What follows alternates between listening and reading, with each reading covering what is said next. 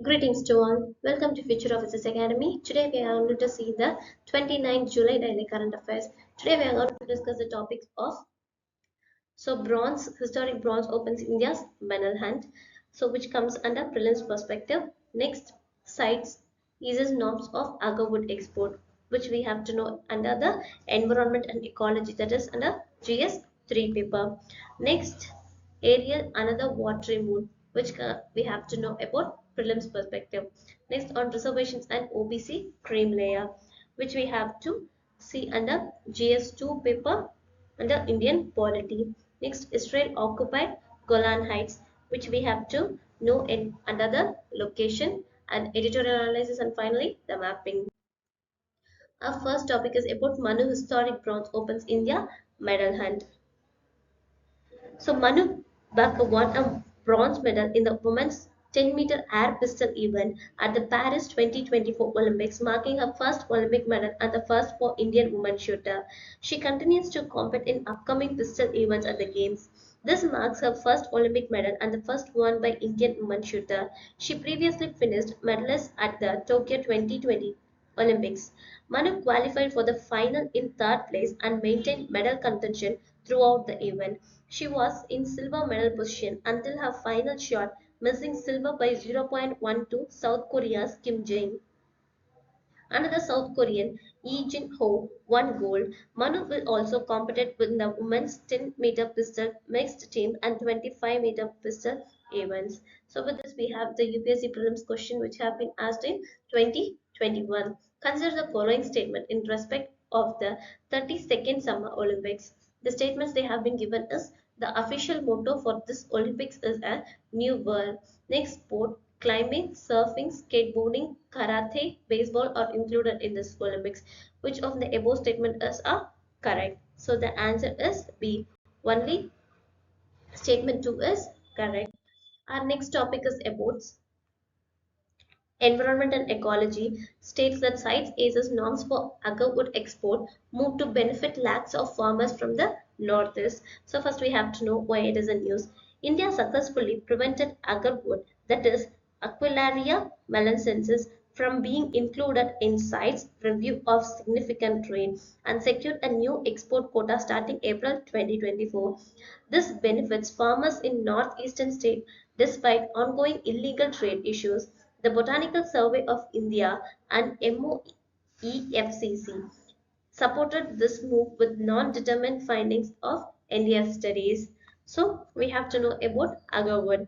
Agarwood, the wood of gods, also known as oud,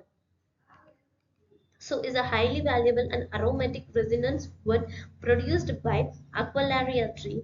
The resin forms in the hardwood of the tree when it becomes infected with a particular type of mold.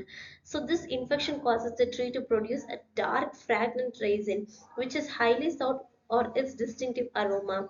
This contains essential oils with compounds like sesquiterpenes, chromones, and phenethylene chromone derivatives.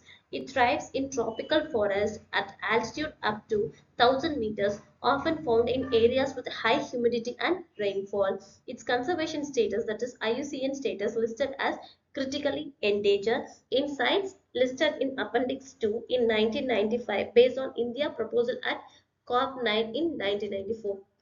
Now, what are the uses of agarwood? It is traditionally used as incense. Extract, that is agarwood oil, are used in perfumes, the aroma industry, medicine, air fresheners, and purifiers. Essential oil has anti-inflammatory, anti-rheumatic, analgesic, and antioxidant properties. Now we have to know about size uses export of agarwood from India. Inclusion of agarwood in the RST of sites prevented. India has successfully prevented inclusion of agarwood in the RST of the sites.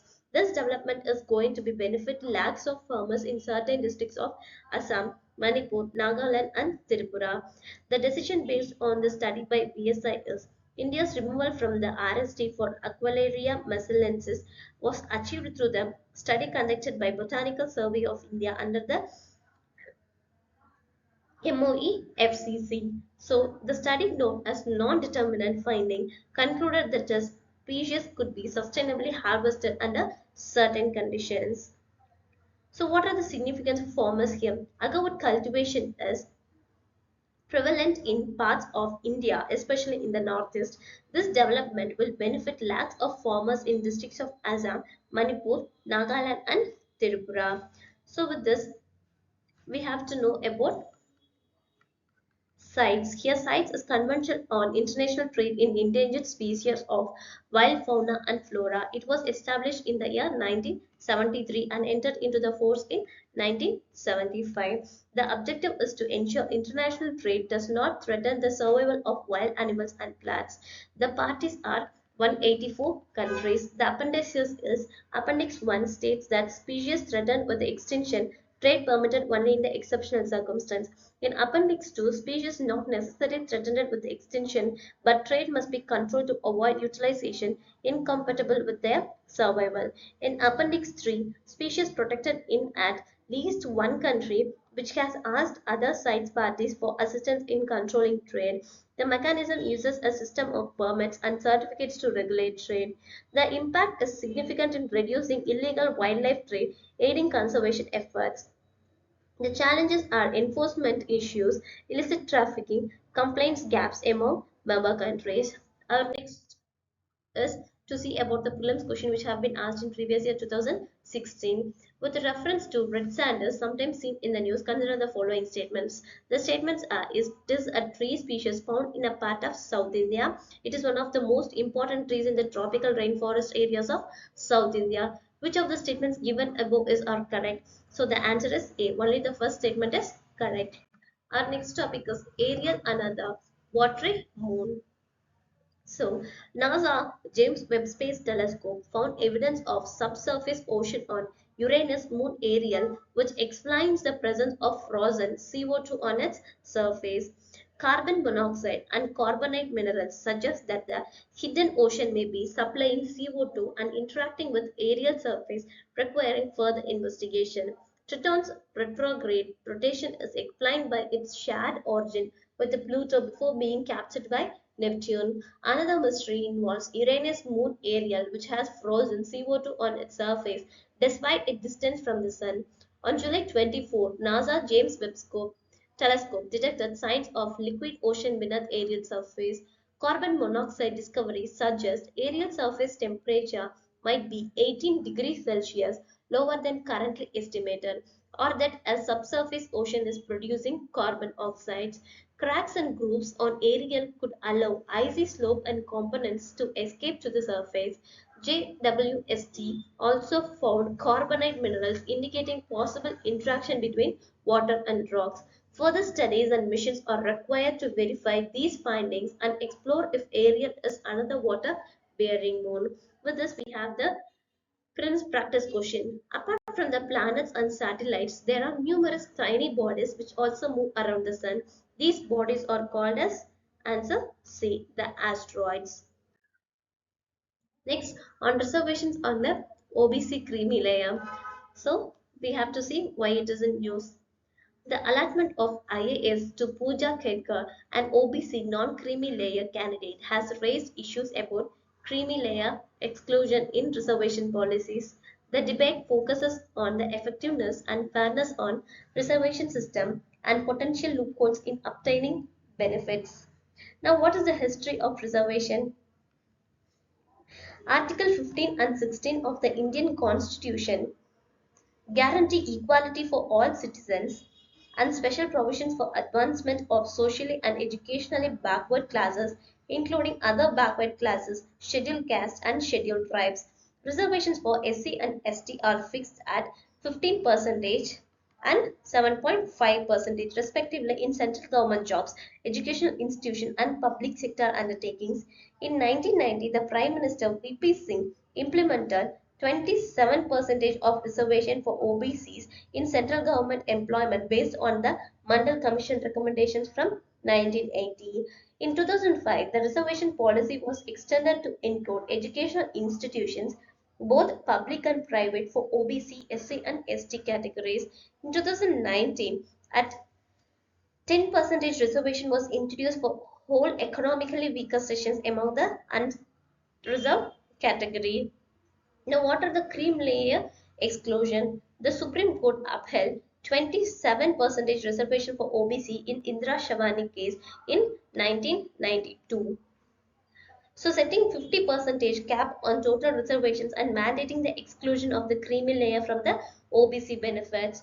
The creamy layer criteria was established by the Justice Ramnath Prasad Committee 1993. This is determined based on the parental income exceeding rupees 8 lakh annually over the past 3 years and specific job position or constitutional post held by the parents. Categories considered part of the creamy layer include parents who are Group A, Class 1 or Group B, Class 2 officers, those in managerial positions in PSUs or those holding constitutional posts. Now, what are the issues with this reservation system? Recent controversies have highlighted issues with obtaining non-creamy layer or EWS certificates through questionable means. Similar concerns exist regarding disability certificates or reserved seats. Strategies to circumvent creamy layer exclusion, such as asset gifting or premature retirement, are reported as the exclusion criteria focus on parental income and job positions.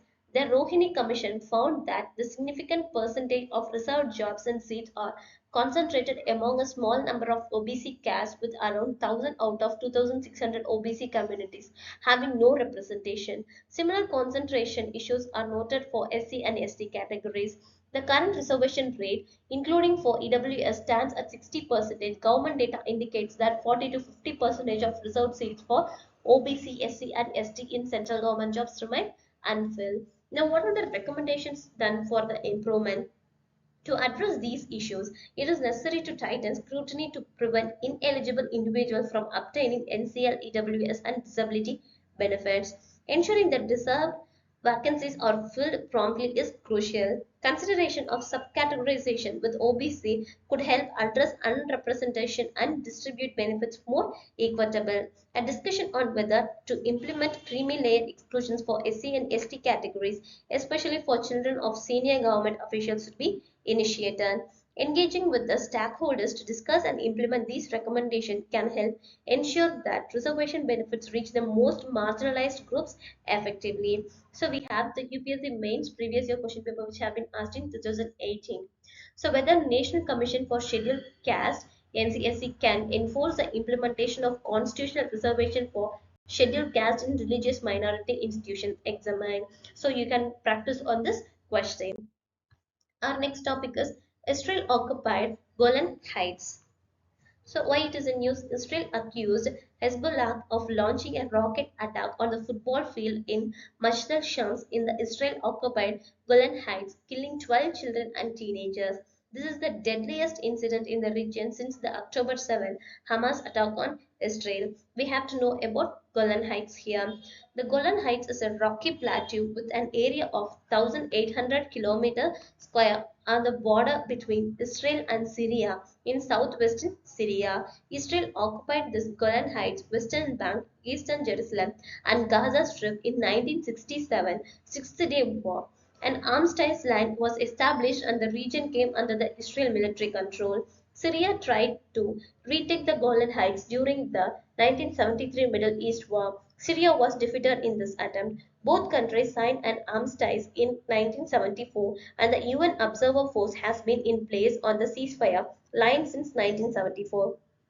In 1981, Israel permanently acquired the territory of Golan Heights and East Jerusalem in moves near recognized by most countries. The international community regards as disputed territory occupied by Israel, whose status should be determined by negotiations between Israel and Syria. Attempts by the international community to bring Israel and Syria for negotiations having failed. So with this, we have the UPSC prelims previous year question which have been asked in 2017. So Golan Heights touches the boundary of which of the following countries? Syria, Jordan, Turkey, Israel. Select the correct answer using the codes given below. So the answer is C. 1, 3 and 4. That is Syria, Turkey and Israel. So now we'll see the about editorial analysis. Our editorial analysis topic is planning better.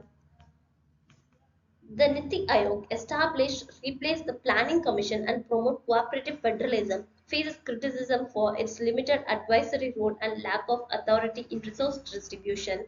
Structural and functional issues include reduced state consultations, perceived bias towards BJP ruled states, and a shift to competitive federalism metrics. So we have to know about the structural issues with Niti Aayog. So first is advisory role only. Niti Aayog functions solely as an advisory body. So with no authority to distribute resources or allocate funds to the states. This contrasts with the Planning Commission, which had direct involvement in resource distribution and consultations with states. Next is the lack of decision making power. So, unlike the Planning Commission, Niti Aayog cannot make binding decisions on grants or projects, limiting its influence on state development. Resource allocation decisions are exclusively handled by Finance Ministry, reducing Niti Aayog's role in federal coordination. So, what are the functions issues with Niti Aayog? The functional issues with Niti Aayog is first is competitive federalism, next limited state consultations, perceived biases, institutional gaps, so these are all the basic issues with the functional Niti Aayog. Now with this we have to know about Niti Aayog. Niti Aayog, which stands for National Institution for Transforming India, is a policy of think tank of the government of India. It was set up on the January 1, 2015 as a replacement of Planning Commission. Niti Aayog serves as a platform for cooperative federalism. So it aims to facilitate and guide the transformation of India's development agenda. So with this, we have to know about Niti Aayog. The formation and purpose is it was set up on January 1, 2015, replacing the Planning Commission. Niti Aayog aims to foster cooperative federalism and to provide strategic and technical advice to the central and state governments. Its structure is it was chaired by Prime Minister and it includes the governing council of chief ministers and lieutenant governors.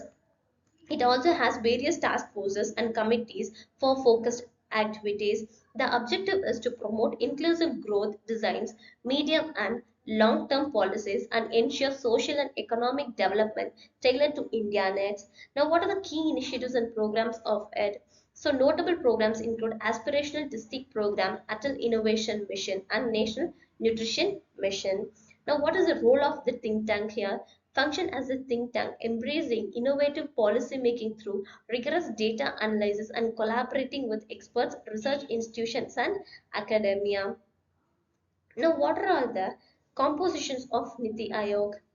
So, Niti Aayog is composed of Prime Minister as a chairperson,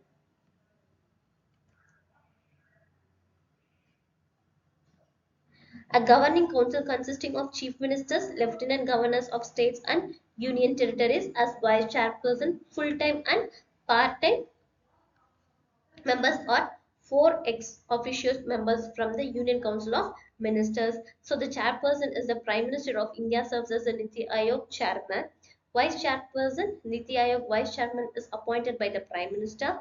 The governing council consists of all chief ministers of the states and union territories, lieutenant governors. The regional council address specific regional issues. It is chaired by the Prime Minister or the nominee. It comprises chief minister and lieutenant governors.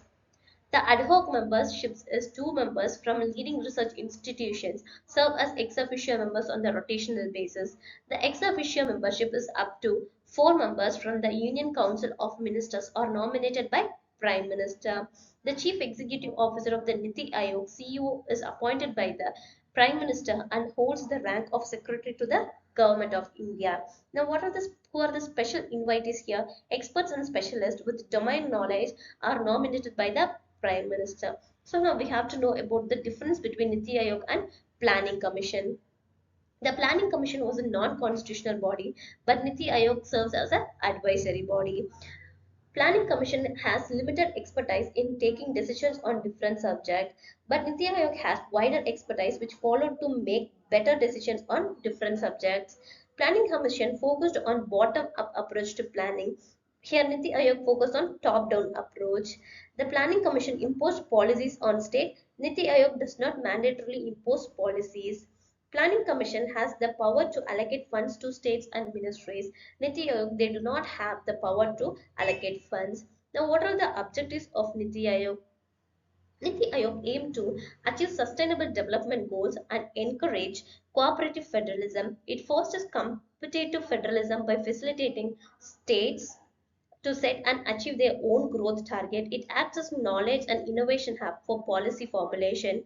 Niti Aayog aims to promote cooperative federalism by supporting and collaborating with the states on continuous biases. It develops mechanisms to formulate credible plan at village level. It then aggregates them progressively at higher levels of agreement. So it encourages partnerships between key stakeholders, national and international think tanks, educational institutions, and policy research organizations. Now, what is the pillars of the effective governance? The pillars of effective governance as envisioned by Niti Aayog include pro people, pro activity, participation, empowering, inclusion of all, equality, and transparency. So these are all the pillars of the effective governance. So next we'll see the mapping, the tiger reserves of the India. We'll continue with yesterday's topic. So till yesterday we have saw many tiger reserves. So we have attached those tiger reserves in our document. You can check on those. So with this we have to know about what are the initiatives taken for the tiger conservation. In that we have to know about Project Tiger. In Project Tiger is the wildlife conservation initiative in India that was launched in the year 1973. The primary objective of the tiger is to ensure the survival and maintenance of the tiger population in the natural habitats of creating dedicated tiger reserves, starting with only 9 reserves covering more than 9,000 square kilometers. The project marked a paradigm shift in wildlife conservation efforts. Now, what are the method of tiger census? The unreliable pug mark method of first tiger census in 1972 gave way to more accurate techniques like the camera trap method. Next is the growth rate in tiger population. The tiger census in 1972 used the unreliable pug mark method to count 1,800 tigers. As of 2022, the tiger population is estimated more than 4,000, showcasing a growth of rate of 6.1 percentage per year. India is now home to three-quarters of the world tigers. So with this, we have to see the tiger reserve in 1973. Project Tiger began with the 9 reserves covering more than 9,000 square kilometers. By 2018, it had grown to 55 reserves in different states, totaling more than 78,000 square kilometer or 2.38 percentage of India's land area. With this, we have to know about the Wildlife Protection Act. Wildlife Protection Act 1972. So the Wildlife Protection Act 1972 provides a legal framework for the protection of various species of wild animals and plants, management of their habitats, regulation and control of trade in wild animals, plants and products made from them. The Wildlife Protection Act 1972 laid groundwork for the tiger conservation. It established national parks and wildlife sanctuaries, segregating rights in favor of state governments and introducing the concept of critical tiger habitats. The amendment of Wildlife Protection Act in 2006 led to creation of National Tiger Conservation Authority and Comprehensive Tiger Conservation Plan. This marked a departure from the earlier forest conservation approach, acknowledging the protection, forest conservation, and the well-being of the local communities. The next is Tiger Task Force. In 2005, the formation of the Tiger Task Force prompted by concerns about tiger conservation emphasized the necessity for reassessment. The task force pointed out flaws in existing strategy that heavily depended on weapons, guards, and fences. So to read this document, you can visit our website. Our website link have been provided in the description. To get more daily current affairs videos, follow our YouTube channel, also our Telegram channel. Thank you.